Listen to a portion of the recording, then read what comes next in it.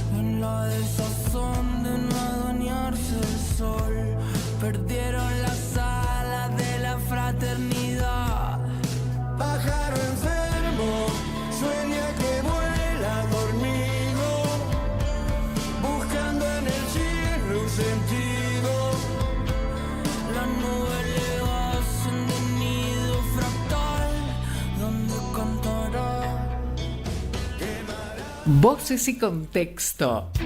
Un concepto expansivo. Quieto. Voces y contexto. Todas las voces, todas en Caput. Buenas tardes, amigos, estamos en otra emisión de Voces y Contexto aquí por Radio Caput con la operación de Martín y bueno, muy contentos porque vamos a tener una entrevista que creo que les va a resultar muy interesante. Hoy vamos a conversar in extenso, como nos gusta hacer, con Lucas Bilbao.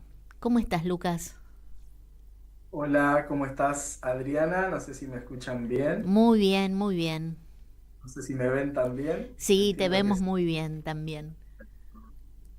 Muchas gracias por la invitación. Gracias. No, al contrario, gracias por tu disponibilidad. Estamos muy interesadas en conversar con vos y previamente voy a contarles un poquito a nuestros oyentes tu trayectoria, muy, muy rica trayectoria.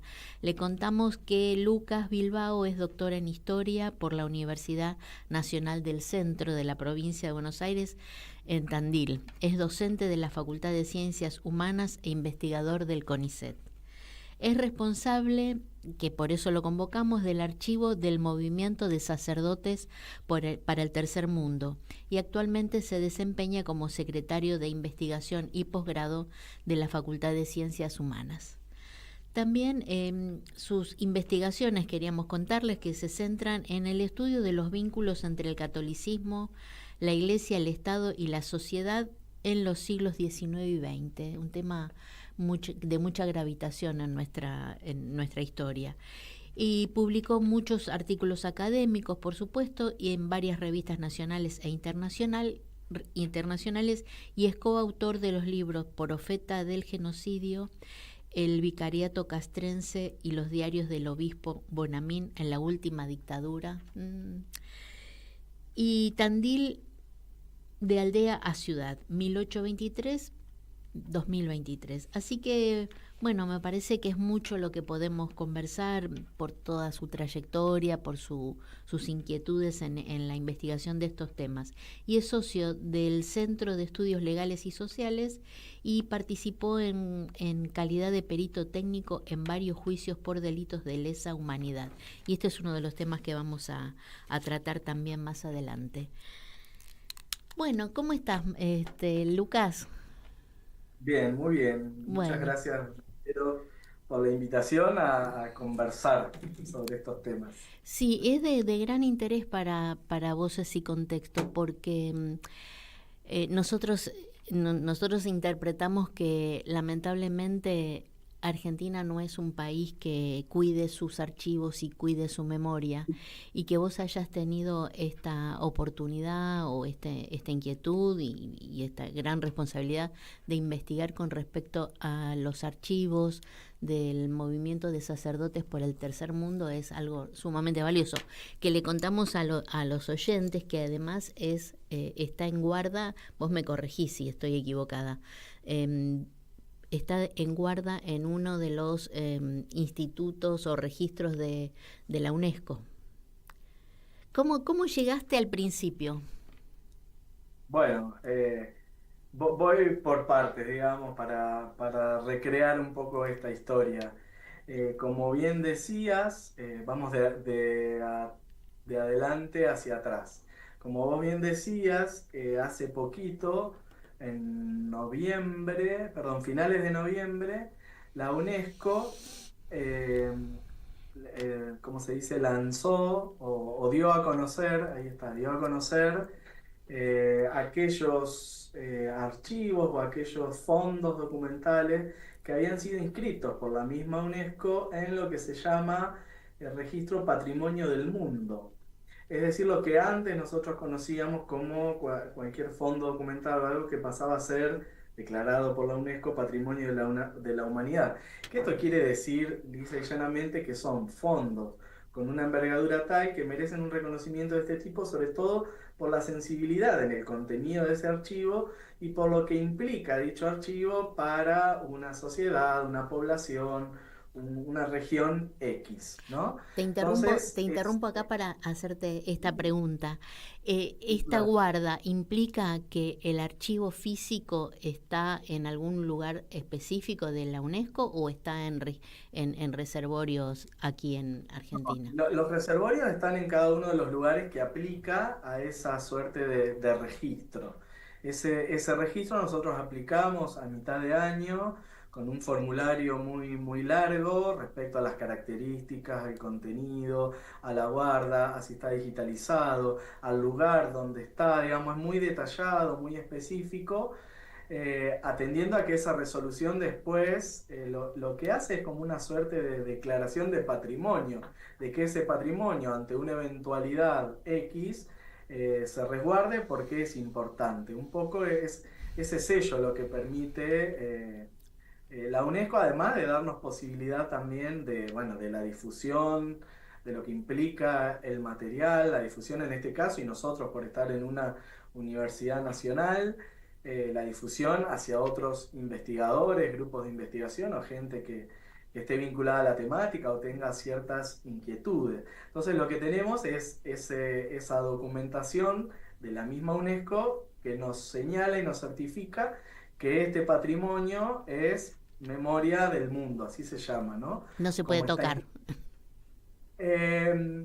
Sí, o que requiere de una guarda especial. Eso lo hace cada lugar físico en el que está, ¿no? Es decir, que es un patrimonio documental de suma importancia, podríamos decirle así.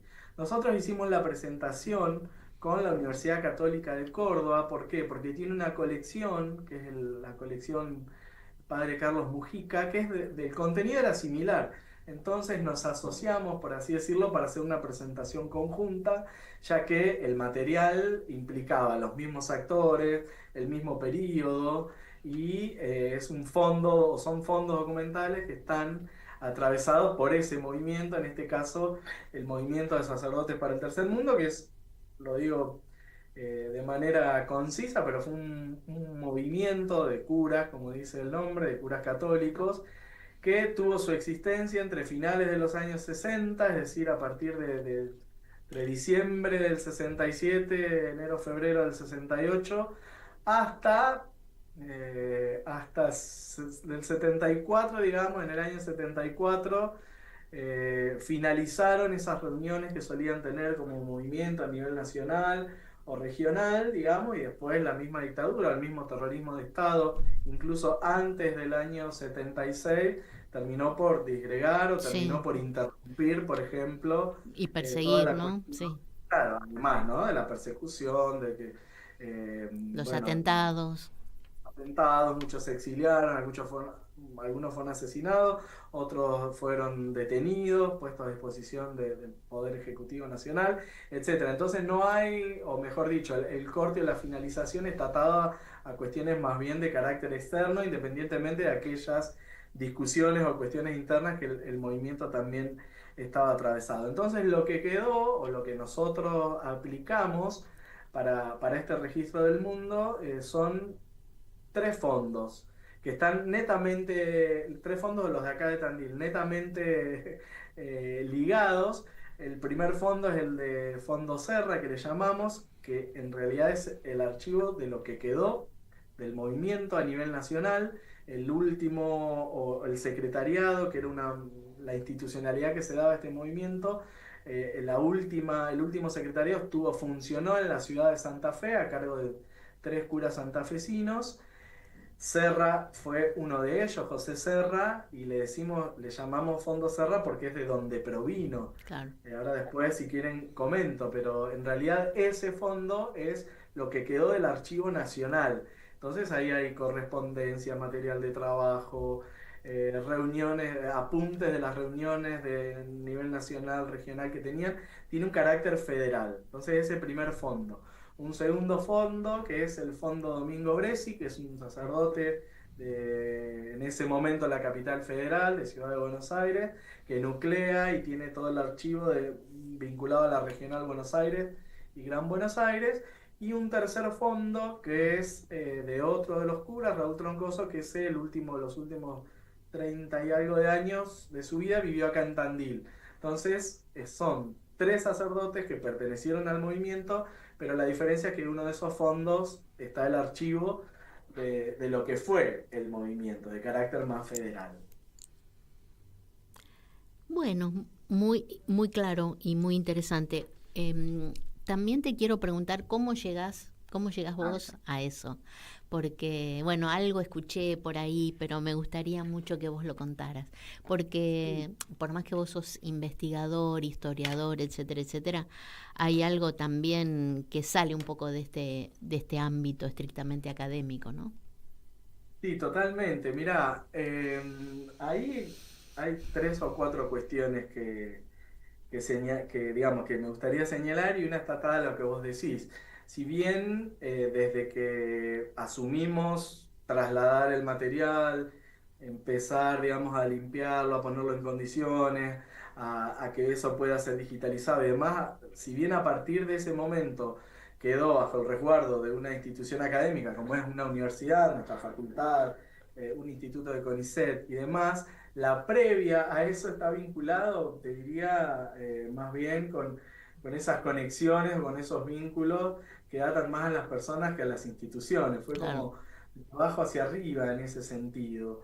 Y ahí debo decir que en el año 2019, uno de los sacerdotes que perteneció al movimiento, que es sacerdote, vive en la ciudad de Victoria, pero que a su vez era de Tandil y por eso yo lo conocía, el sacerdote Elías Muse, me llamó por teléfono para decirme: en la ciudad de Santa Fe está el archivo de los curas del Tercer Mundo, los tiene la que había sido compañera de Pepe Serra, este cura, que en el año 75 dejó el ministerio sacerdotal, se casó con esta compañera, una mujer, una persona maravillosa, Mabel Busaniche.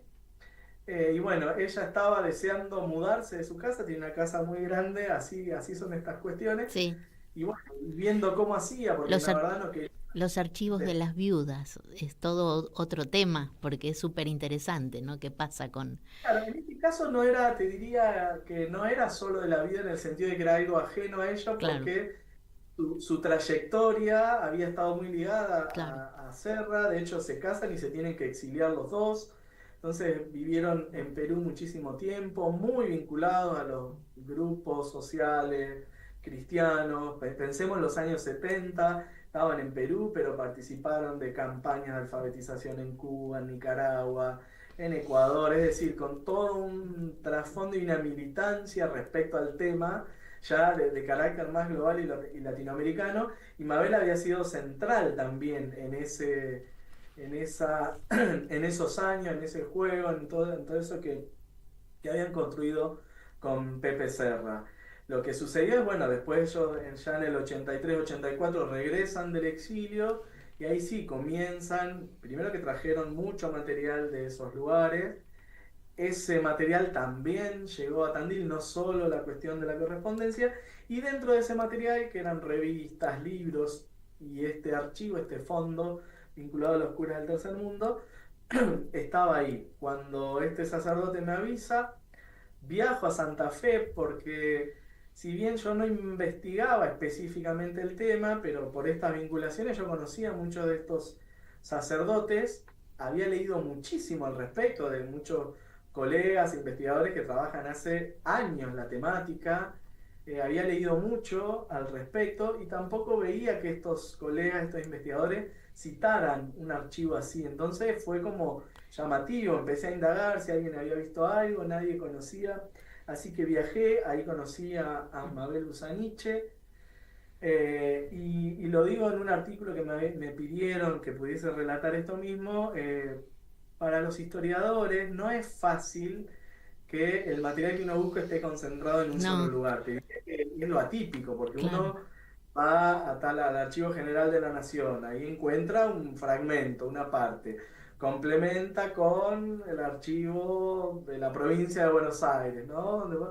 Complementa con un fondo particular de determinada persona. Es decir, vamos haciendo un caminito respecto de los archivos para poder pensar X proceso, una globalidad o lo que fuese. Pero acá la particularidad de este archivo, no digo es que estaba todo, porque nunca está todo en un archivo, pero me llamó poderosamente la atención que arriba de esa mesa, lo había dispuesto arriba de distintas mesas, un espacio muy grande, ese día que fui a conocer el archivo, lo había dispuesto así Mabel, con una archivista, con que le había ayudado mucho, Mariela. Entonces yo no podía creer que pasaba por una mesa y miraba correspondencia, pasaba por la otra, miraba materiales de trabajo de los mismos curas, pasaba por otra mesa y había la síntesis de las reuniones que tenían, es decir, era una cosa sumamente completa. Uno va siempre a partir de Ajá. fragmentos reconstruyendo, pero acá parecía, a Lucas, priori, te tengo que sí, interrumpir porque, bueno, vos no por me favor. ves, yo te veo y yo te hago señas, pero acá me dice Martín que vos no me ves. Ah, no, no te veo, no. Pero te pregunto, te interrumpo por esto, ¿qué sentiste Por favor. vos? ¿Qué sentiste? Porque yo me imagino, me pongo en tu lugar, salvando las largas distancias, y me imagino que habrás sentido y pensado algo único, ¿no? Y también para no volver a interrumpirte, te quiero preguntar por el trabajo técnico en sí del archivo que hizo esta colaboradora. Y bueno, eso, ¿qué sentiste y qué tipo de tratamiento tenía el material a nivel documental? Bien.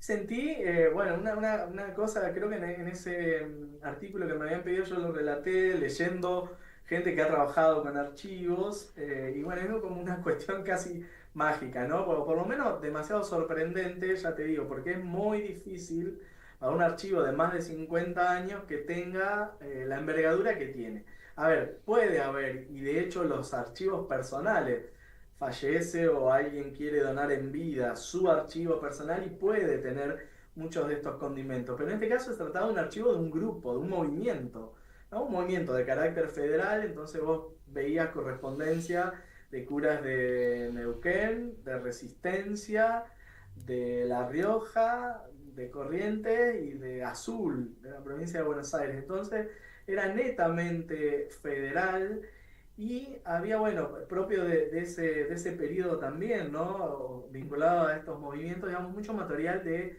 lectura, de discusión, de trabajo. Entonces, sorprendente desde ese lugar. Estamos hablando de más de 5.000 folios, que es una manera de caracterizar una hoja o un papel, Claro. ¿no? Entonces, era muchísimo. No se da algo de 50 años atrás, ¿sí? Qué sé yo, alguien que ha venido en los últimos 10 años construyendo un archivo, hoy vos lo decías al principio, Argentina, todas las dificultades que existen en relación, pero hace 20 años para atrás, 20 años para acá, perdón, te podría decir que ya hay una conciencia Sí, cada vez más, por suerte, más rica, institucional, a nivel gubernamental quizá, de la construcción de los archivos, por supuesto que falta muchísimo, sí, ¿no?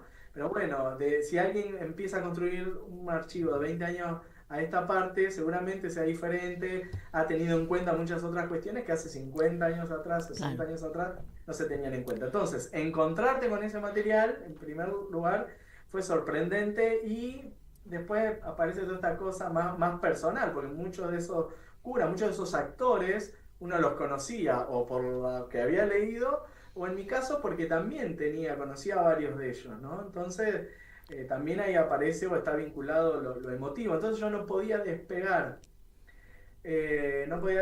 mi cuestión académica, ¿no? Claro, Porque voy en función de que soy investigador vinculado al tema, aunque no trabajaba específicamente el tema, pero era un investigador vinculado a la temática. Entonces, lo académico por un lado, pero también estaba lo humano y lo emotivo desde ese otro lugar. Entonces, esas dos cosas.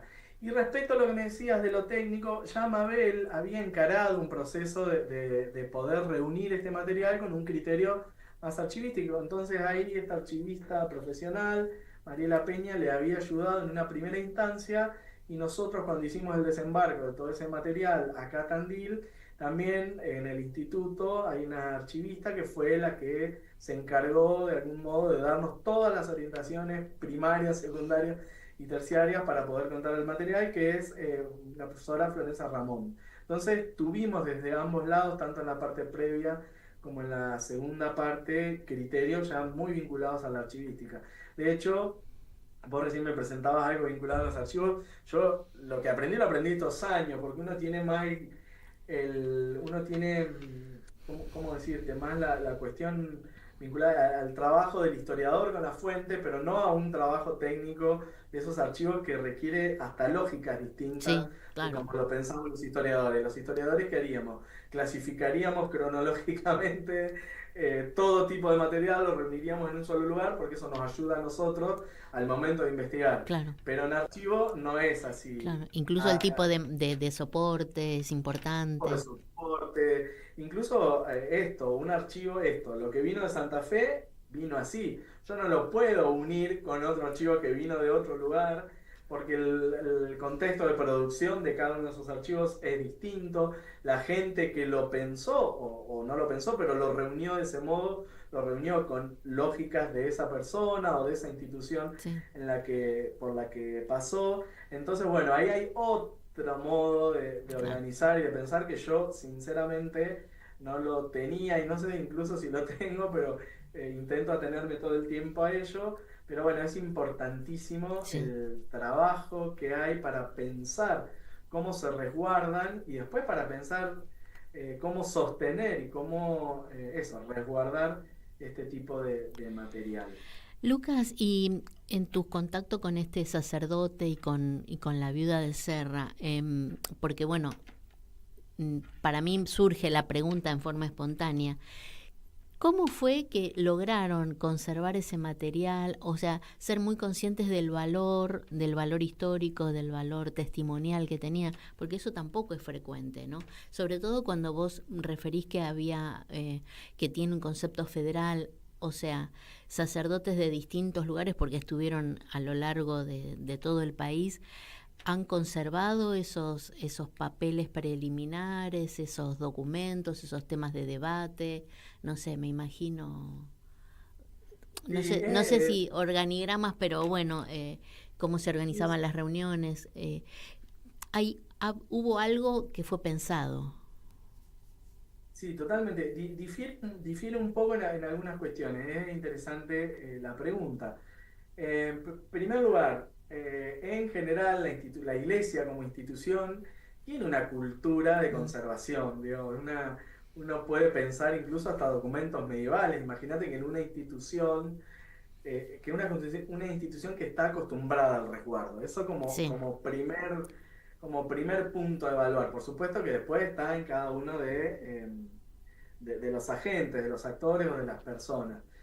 En este caso, para el caso del fondo que vino de Santa Fe, por lo que pudimos reconstruir con Mabel Busaniche, la compañera de Serra, Serra tenía ahí una noción muy clara respecto a la conservación, que por supuesto que termina afiliado a ambos, no es solo Serra y Mabel en la última parte, son los dos que digo que tienen ahí una visión de conjunto de poder pensar que esos tipos de materiales, tanto lo que trajeron después del exilio como lo que habían conservado, como lo que habían guardado, era necesario conservarlo, por una cuestión de memoria de ese movimiento, por una cuestión de memoria de un grupo político, un grupo que fue religioso, ¿no? En primer lugar, pero que también fue un movimiento de carácter social y político muy importante, sobre todo en los años de la dictadura de Longaniato, ¿no? Fue uno de los Sí, grandes movimientos oposición al régimen. Entonces, digo, si uno abre los diarios del año 70, 71, 72, todos los días hay una noticia vinculada a los curas para el tercer mundo. De Formosa, de La Rioja, de Córdoba, donde sí, siempre hay. Es decir, es un movimiento o son actores políticos que están en el centro del debate en esos años, ¿no? sí. Entonces, sí. No, te escucho, te escucho. Entonces, digo, Serra, eso evidentemente Serra, Mabel, lo tuvieron muy en cuenta. El fondo de Bresi es literalmente al día de hoy, Domingo vive y cuando se entera de que íbamos a hacer esto con Santa Fe, lo que dijo es, aprovecho y dono lo mío, que esté todo en un solo lugar.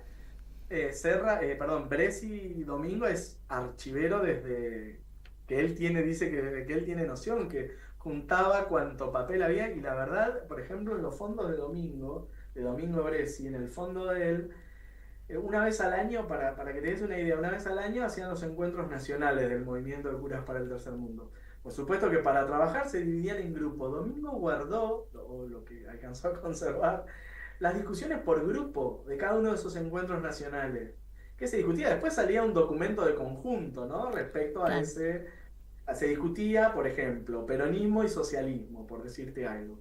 Bueno, pero están los documentos en los que discutían cada uno de esos conceptos. ¿Qué implicaba? ¿Qué implicaba el movimiento? ¿Cómo se insertaba, por ejemplo, el movimiento? ¿Qué tenía para decir del peronismo? ¿Qué tenía para decir o qué apostaba cuando hablaba de socialismo? Bueno, hasta guardaba eso. Entonces es como un material riquísimo desde ese lugar, porque en general lo público es más fácil de buscarlo, ¿no? Entonces, porque en el claro, diario podía salir claro, el documento final, ¿no? Pero ¿qué pasaba con la discusión? Con la discusión y que además hubo muchísimas discusiones, porque el movimiento, si bien como movimiento existió alrededor de 8 años, las posturas no siempre eran claro, uniformes, o había un mismo debate, ¿no? Desde lo que puedas pensar, desde lo pastoral, lo teológico, lo político, lo semántico, desde cualquier lugar. Entonces, bueno, ambos tenían ambos, y yo creo que puede existir material. De hecho, cuando la UNESCO declara esto y sale una nota en el diario Tiempo Argentino en enero, a raíz de ahí tuvimos dos o tres, ¿cómo se dice? Se comunicaron 2 o 3 personas, familiares de curas, que, bueno, que tenían ese material. El caso del obispo Devoto, que no perteneció al movimiento, pero que fue uno de los obispos que impulsa de algún modo lo que después terminó siendo el movimiento. Se comunicó un sobrino de él y el sobrino del cura Ramondetti, que fue secretario general del movimiento, la sobrina del secretario general del movimiento por muchos años, que fue Miguel Ramondetti. Es decir, está buenísimo esto que me preguntás, porque por suerte van apareciendo este claro, tipo claro. de cuestiones. Y generalmente las familias o los allegados, o lo que fuese, hay como un registro de que Sí, realmente fue un grupo muy, muy importante en términos, bueno, religiosos ni hablar, para quienes estudian las cuestiones religiosas, sí, pero social y político, ¿no? Tuvo un lugar clave de oposición al régimen, de poder desde ese lugar y tomando como eso, bueno, así también fue, digo, ese lugar público que asumieron de sí. protesta, de oposición, eso les valió también, ¿no? Por supuesto, La la persecución. persecución.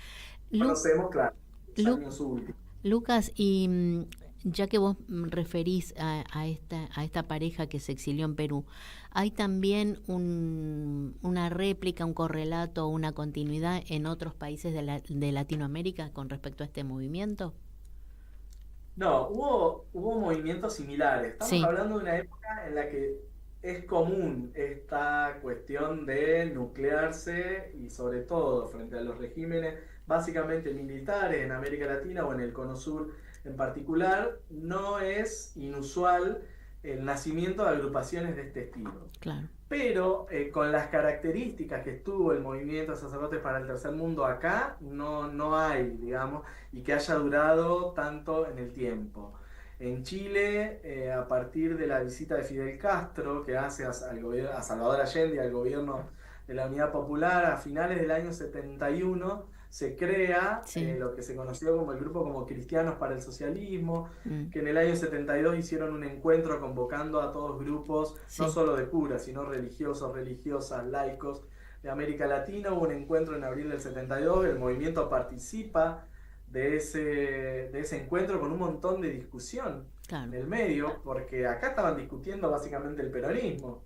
Y ahí lo que convoca Cristianos por el Socialismo a discutir El una idea de socialismo, socialismo claro, para claro. América Latina. Entonces, bueno, hay muchísimas discusiones, eso es súper interesante, están los registros, ¿no? Eso en Chile. En Uruguay no hubo Pero agrupaciones de este. en En Brasil, Brasil, no, en Brasil te diría que ahí tuvieron una instancia similar a lo que fueron las órdenes o congregaciones, ¿no? ujú, Entonces la orden de los dominicos tuvo un lugar preponderante hacia finales de los 60. De hecho hay una detención de un grupo grande de dominicos, entre ellos, quizás lo conozcan porque es una figura reconocida, es Frei Beto, ¿no? Bueno, claro, del año 69 al año 73 tuvo detenido él y un par de sacerdotes dominicos. En ese momento la dictadura los acusa de vinculaciones con la guerrilla, que después eso sí, digamos, son los mismos argumentos que se trasladan en otros grupos, en otros periodos, por ejemplo, para el caso argentino. Y después hubo el grupo Golconda en Colombia, el grupo ONIS en Perú, y el grupo Curas del Pueblo en México, que recuerde así, pero bueno, seguramente hay un horizonte de expectativas y de acciones muy similar, pero después la funcionalidad del trabajo, la metodología, es muy distinta lo que asumieron en esos lugares. De claro, hecho, el movimiento de acá, de Argentina, es el que perdura, quizá el que mayormente perdura en el tiempo, ¿no? claro. Hoy con otro nombre, pero con un ideario o con una intención Claro, no, similar. sí, no digo que hoy, claro, no digo que lo de hoy sea una réplica de eso, pero Sí, me refiero a que el movimiento entre el 68 y el 73-74 tuvo una actividad plena. sí, En los otros, bueno, quizás también han sido otros años. El movimiento editó un boletín, hay 28 números, un boletín del movimiento, con noticias del movimiento y demás. Y ahí hay noticias, bueno, qué está pasando en Chile. Ellos viajan, de hecho, a un encuentro de ONI sobre el final en el año 73 a Perú. Quiero decir, no todos tuvieron la misma periodicidad, a veces alcanzaron y se claro, conjugaron, años 70, 71, claro, 72 fueron los años donde quizás convergieron muchos de ellos, de estos grupos, y después no. claro, El grupo creo, de curas del pueblo de México es del 76, y acá ya en el 76 prácticamente claro.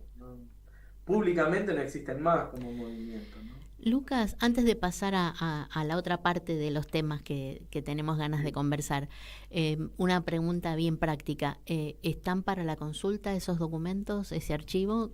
Un oyente interesado de Voces y Contexto, a dónde recurre? Mira, ¿Está digitalizado? ¿Está en línea? están digitalizados. Lo que todavía no tenemos, pero por una cuestión, fíjate, vinculada a lo técnico y de la cuestión archivística, para que eso pueda estar online necesita una serie de pasos, requiere una serie de pasos que, bueno, lleva mucho tiempo poder ponerlos online con los recursos que tenemos, ¿no? Está todo digitalizado porque fue una de las primeras eh, decisiones que tomamos, que establecimos como acuerdo. Bueno, nosotros lo llevamos de Santa Fe, lo dejamos a resguardo de la Universidad Nacional del Centro y del CONICET, con el compromiso de que eso estuviese digitalizado y estuviese de manera online. Nos falta todavía la segunda parte, no es que no hemos accedido a eso, sino que estamos en proceso porque eso lleva una serie de metadatos, Claro, documento por documento, o bueno, o por sí. lo menos los registros, los fondos, que todavía no los tenemos, pero sí está digitalizado. Y- Hoy la consulta puede ser física, puede ser por correo electrónico, por alguna de las redes.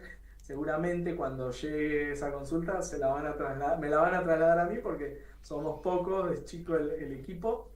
Pero sí, está la consulta, había sido un compromiso.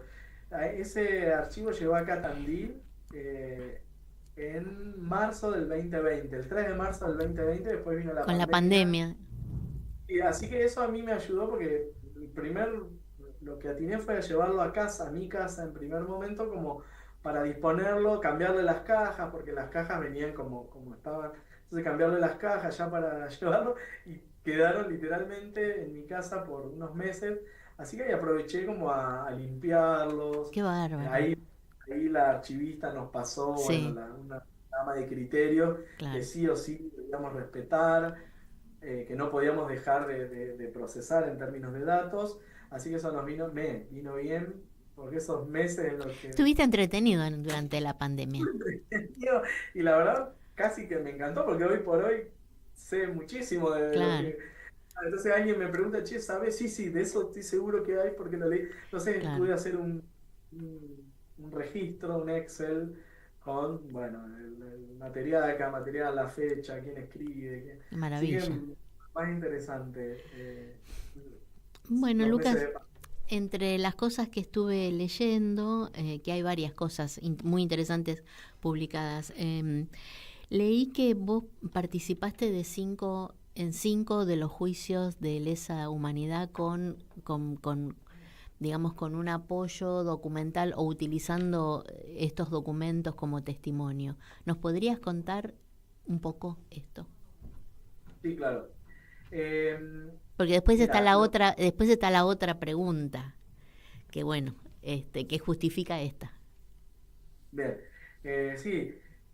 Cuando nosotros traemos el material en 2020, ahí también el mismo CONICET y la misma universidad, nosotros como equipos de investigadores, pudimos dar a publicidad. Siempre cualquier tipo de publicidad en el sentido de esto, una entrevista que nos hagan, un recorte o un artículo en la prensa que salga, siempre viene bien porque siempre remueve, siempre llega alguien que no sabe Claro, y o que difunde, claro. claro, que escuchó, pero bueno. Entonces, en el 2020 nosotros pudimos dar a difusión eso y te diría que creo que el año 2021 llegó un oficio del Poder Judicial de Azul, del Tribunal Oral Federal de Azul, aunque eso después pasó a la causa al Tribunal Oral Federal de Mar del Plata, en el que solicitaba un informe técnico, le llaman ellos, que podamos reconstruir la trayectoria de un sacerdote para el tercer mundo que estaba en la diócesis de Azul, que había sido detenido y que después había sido liberado, se exilió, tuvo unos meses detenido, se exilió, y ahora el juicio que está haciendo en este momento, estos últimos 2 años y medio, que contempla geográficamente la subzona 12 del ejército, que es decir, los partidos del centro de la provincia de Buenos Aires, y qué implicancias tuvo el terrorismo de Estado, se está juzgando eso. Nos pedían si nosotros teníamos información vinculada a esa persona, a un sacerdote. En un momento, cuando preparamos el informe, resguardamos la identidad. Después, cuando eso pasa ya a una instancia formal y pública, ahí ya dimos a conocer y es el sacerdote Omar Dinelli, que actualmente vive en Francia, ya una persona mayor. Llegado el momento en que esta persona tenía que declarar, por cuestiones de razones de salud y de conexión, él está en Francia, en un pueblo rural, ahí el juzgado solicita si puedo declarar en calidad de testigo, ya que habíamos preparado ese informe técnico.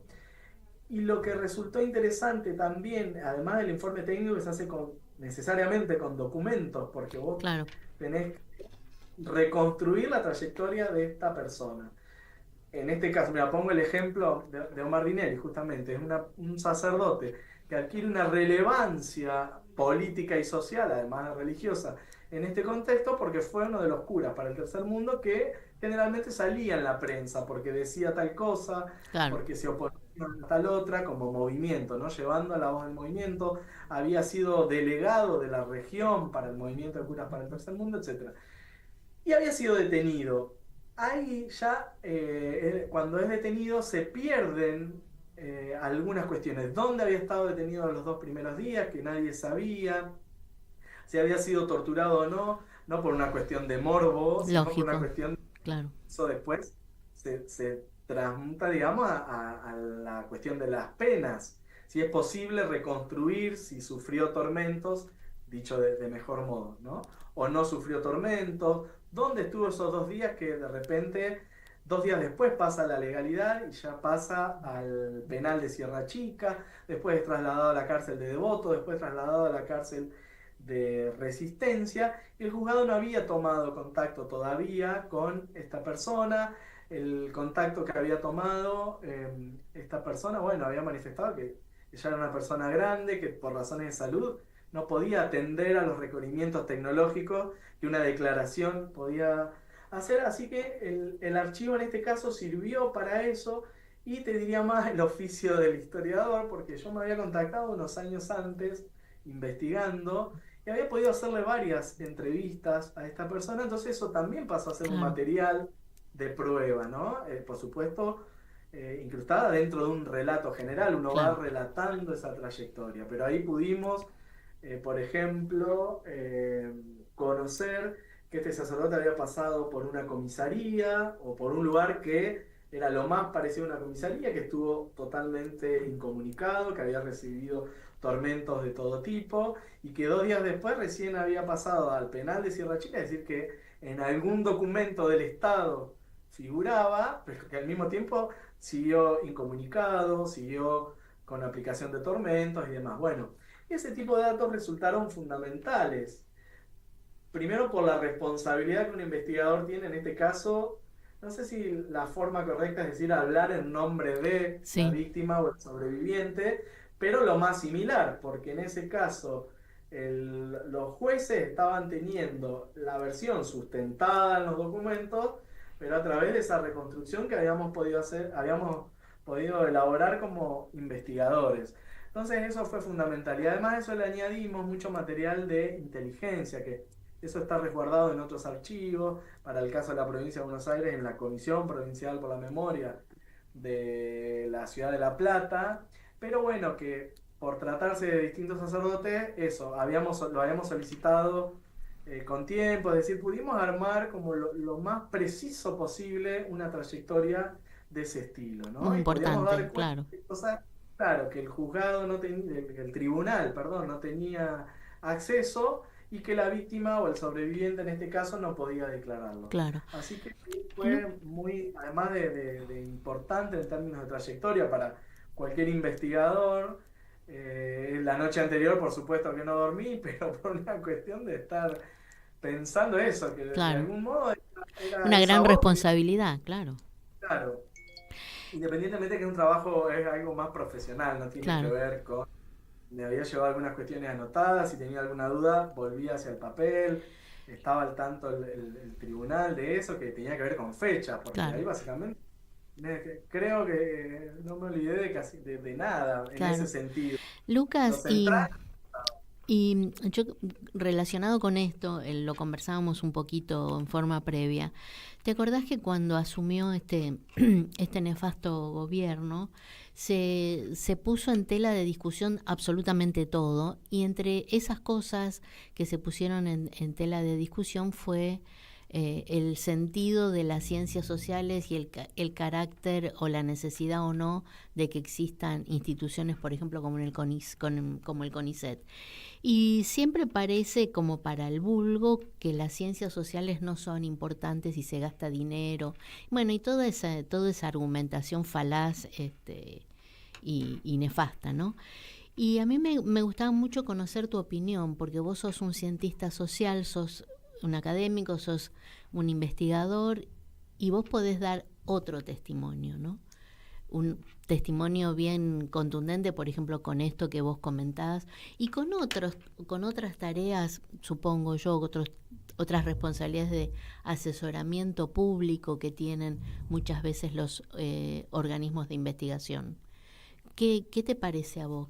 ¿Cuál es tu apreciación o cómo nos podrías ilustrar al respecto?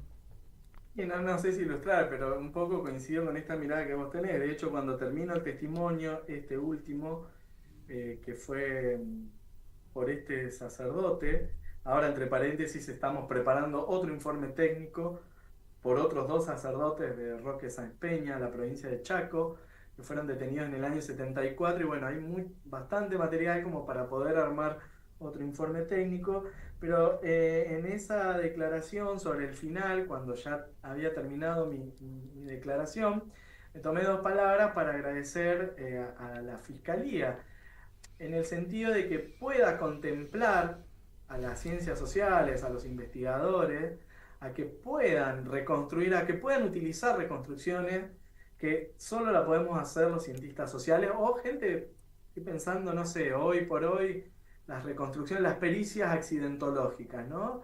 La verdad, ahí hay trabajo de ingenieros, hay trabajo de gente vinculada a la informática que puede reconstruir la precisión, te diría, de los kilómetros en los que viene, y eso lo sé porque escuché una pericia excelente que hubo, que se está dando, la discusión en torno al asesinato del obispo Ponce de León de San Nicolás en el año 77. Ujú. Tanto Angelelli como Ponce de León, que si bien todavía no fue el juicio, pero hace años que vienen estando en eso, se fraguó de alguna manera que fue un accidente. Entonces ahí, por ejemplo, Claro, son necesarios peritos accidentológicos que están más vinculados a otras disciplinas, no a las sociales, pero bueno, para reconstruir, por ejemplo, eso, los kilómetros en los que venía, cómo pudo ser, las distancias, etcétera. Esto pasa lo mismo con las ciencias sociales.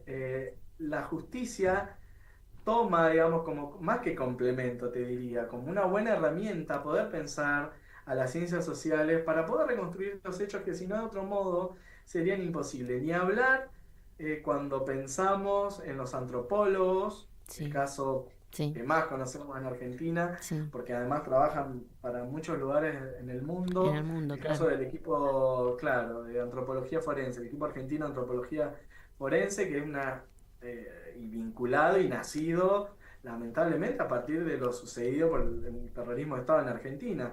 Ni hablar de los arqueólogos, conozco varios arqueólogos amigos que trabajan de la Universidad Nacional de Tucumán, que trabajan en el Pozo de Vargas, Claro, que es quienes reconstruyen cómo esos cuerpos llegan ahí, no solo el estado en el que están en ese lugar los cuerpos, sino que reconstruyen y podemos saber hasta las últimas horas, lamentablemente, de las víctimas o de esos claro, desaparecidos que adquieren identidad y podemos decir, es posible restituir la identidad de esos cuerpos y restituir los cuerpos a sus familiares. O lo mismo esto que el equipo argentino tiene alrededor de 600 cuerpos que todavía sí, falta identificación. sí, Y esa identificación la hacen la ciencia, entonces hay que hacerse un muestreo de sangre, entonces ahí aparecen, bueno, esto, la ciencia trabajando claro, en pos de la sí, justicia. Bueno, así como esas disciplinas más técnicas o que las conocemos más, como la arqueología, la antropología, las conocemos más, también están esto, también está la claro, historia, también está, no sé, la sociología, la psicología, para poder claro, comprender claro, de algún modo cómo fueron esas trayectorias, qué impacto tuvieron, por qué se las persiguió en este caso, qué claro, actuaciones públicas tuvieron. Entonces, bueno, ahí en este caso, en el mío digo, y de todo el equipo, de toda la claro, gente, quienes se dedican a esto, es la historia, pero es una de las claro. herramientas. Entonces, Y es, poder reconstruir un material de prensa, con entrevista, poder pensar el contexto y insertar esa persona o ese actor social y político en un contexto determinado. Que el bueno, contexto no va a ser el mismo en la ciudad de La Plata, en la ciudad de Rosario, como nos ha tocado también declarar, que en la ciudad de Azul, o en este caso del cura Dineri, era en un pueblo claro, del partido de Bolívar, un pueblo de 2000 habitantes, donde cae el camión del ejército en una fiesta patronal que dependía básicamente muchas de sus cuestiones del cura. Entonces, bueno, ¿cómo se analiza eso? ¿Qué trae? ¿Quiénes fueron? claro. ¿Quiénes dieron la orden Bueno, de- Lucas, vamos a dejar algún tema para hablar en la próxima entrevista, ¿qué te parece? ¿Cómo no? Bueno, me parece muy, muy interesante y bueno, y esto que vos explicás, ¿no? También el compromiso profesional, el compromiso social, en algunos casos el compromiso político de los investigadores. Y eso es lo que más molesta, probablemente. Lucas, No, en eso ahí no me tomás, pero quiero, por ejemplo, agradecer, porque eso que vos señalás, hay un compromiso institucional claro, detrás, en este caso de nuestra facultad, de la universidad, del CONICET, que sinceramente trasladar ese archivo, ponerlo en resguardo, es todo tiempo, dinero, ¿y tuvieron recursos recursos humanos. económicos para poder llevarlo a cabo? Por un lado, sí, sí, por eso siempre lo destaco, ¿no? Que entre la universidad y el CONICET fueron los que hay una parte previa, que es creerme a mí, que era yo el que Claro, había visto el material, claro. creerme que eso realmente era algo, bueno, después el reconocimiento de la UNESCO terminaba, ¿no? Era como, bueno, ponerle moño a esto. Y junto con eso, a las personas que hicieron esos nexos, ¿no? Y siempre remarco, te juro que cierro con esto, pero siempre remarco el caso de un grupo de ex detenidos de Santa Fe, Estela, el negro, bueno, estos curas, la mayoría estuvo detenido, por eso también hay una memoria y hay una cuestión también muy vinculada al resguardo de ese tipo de memoria documental, pero bueno, que fueron eslabones más que necesarios, Claro, ¿no? Fueron los que primero se pusieron en contacto, los que me avisaron a mí, los que hicieron, nada, ir a buscar el material en Santa Fe, claro. me ayudaron a llevarlo a la terminal, a despacharlo, bueno, hay todo un conjunto de Un- personas y todo que esos grupos y esas redes están muy vinculadas en los años 60 y 70 y, y y continúan también preservando, ahora, claro. claro, así que bueno, Bueno, yo Lucas, siempre, ¿querés saludar a nuestros oyentes? Te comento que antes de cerrar el programa vamos a escuchar uno o dos temas que creo que te van a gustar mucho. El tema es el mismo con dos intérpretes distintos, Cruz de Luz. Yo sé que tiene mucho que ver con este programa de hoy, por una versión por Víctor Jara, la otra de Biglietti, y yo te invito a que te despidas de nuestros oyentes. No sé si querés dejar algún mensaje o... no, agradecer también a vos, a Adriana, a Martín, o sea, a la gente del equipo, agradecerles esta posibilidad concreta de estar conversando sobre lo que hacemos. Bueno, ojalá lo repitamos en otra oportunidad. Y yo te Con gusto. agradezco mucho tu tiempo de hoy, tu dedicación y bueno, y este fervor, esta pasión por la investigación con un sentido, con un sentido, digamos, trascendente, que es el social y el político.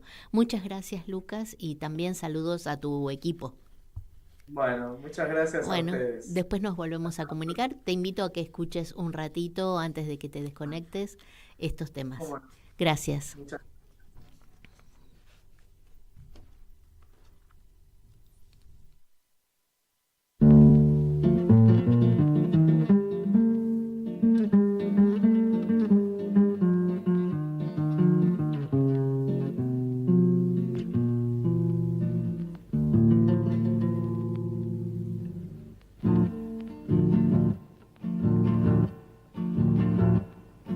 Donde cayó Camilo, nació una cruz,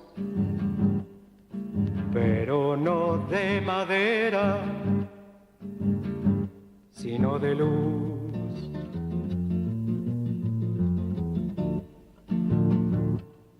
Lo mataron cuando iba por su fusil.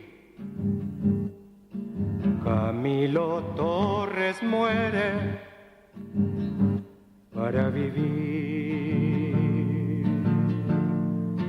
Cuentan que tras la bala se oyó una voz. Era Dios que gritaba revolución.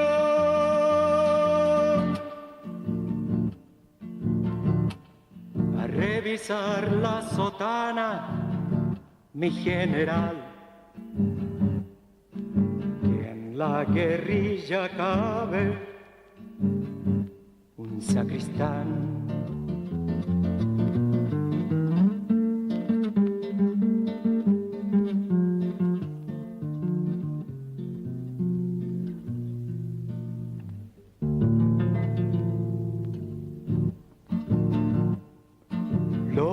clavaron con balas en una cruz.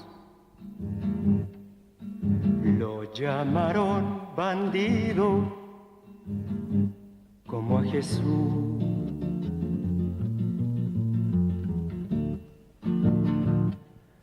Lo clavaron con balas en una cruz. Lo llamaron bandido como a Jesús.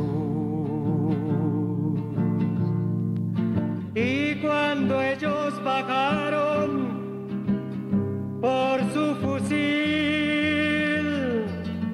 se encontraron que el pueblo tiene 100.000 Camilos prontos a combatir. Camilo Torres muere para vivir.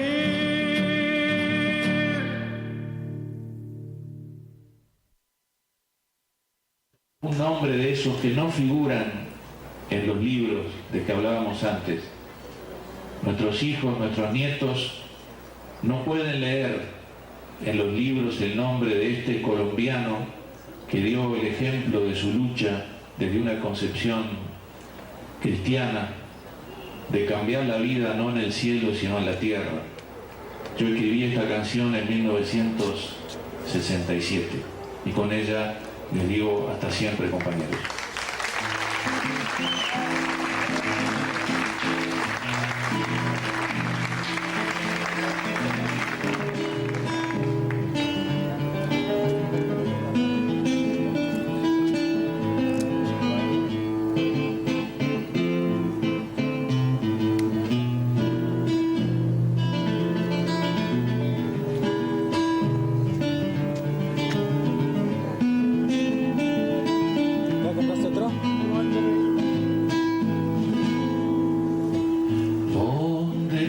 Camilo nació una cruz, pero no de madera, sino de luz.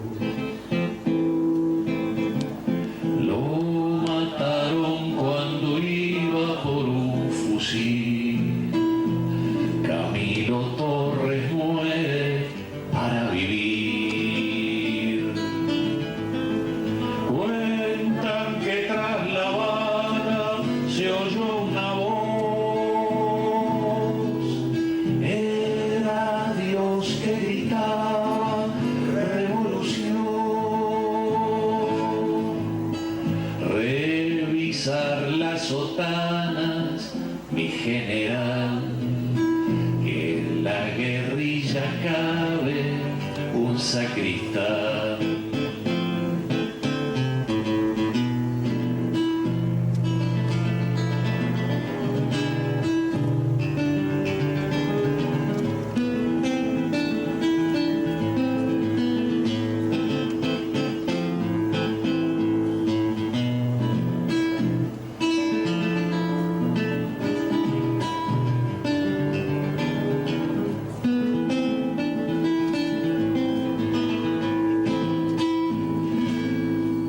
Lo clavaron con balas contra una cruz, lo llamaron bandido como a Jesús. Y cuando ellos bajaron por su fusil, descubrieron que el pueblo tiene 100.000 Camilos prontos a combatir. Camilo Torres muere para vivir.